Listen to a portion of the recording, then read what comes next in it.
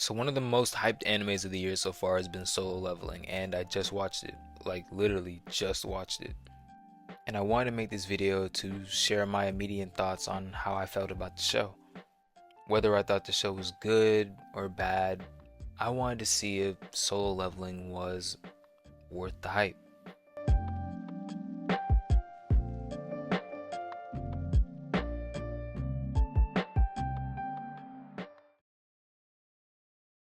So one of the main things that I enjoyed about Solo Leveling was the action. Look, I'm a sucker for gruesome fights, and this show has plenty of them. I like when animes aren't afraid to show a little blood.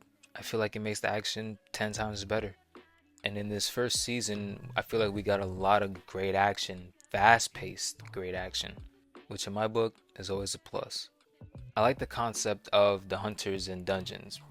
This show gives me video game vibes, seriously. And I think that's what it's going for, especially with Jinwoo's power. It's something straight out of a video game. As someone who hasn't read the manga, I'm curious to see how overpowered his power will get throughout the show. And speaking of Jinwoo, I like his character.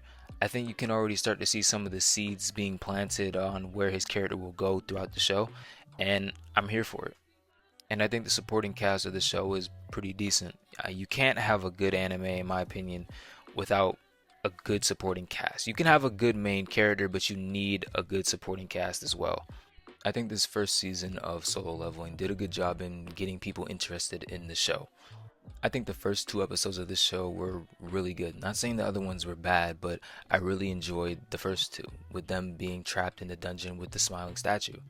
It was a high stakes moment very early on into the show, and I like scenes and moments like this because for me, it draws my interest and it makes me want to see what happens next. Obviously, they're going to survive somehow, but you really want to know how they're going to do it. There are a few moments in this first season where we see Jinwoo get caught into some pretty tough situations, but he finds a way out of it. I mean, he is the main character. They always find a way. But it doesn't feel too cheap, like he didn't deserve it, because we are seeing him get stronger through every battle he gets into. I mean, he literally levels up every fight. And I'm expecting by season 2 he'll already be one-tapping people.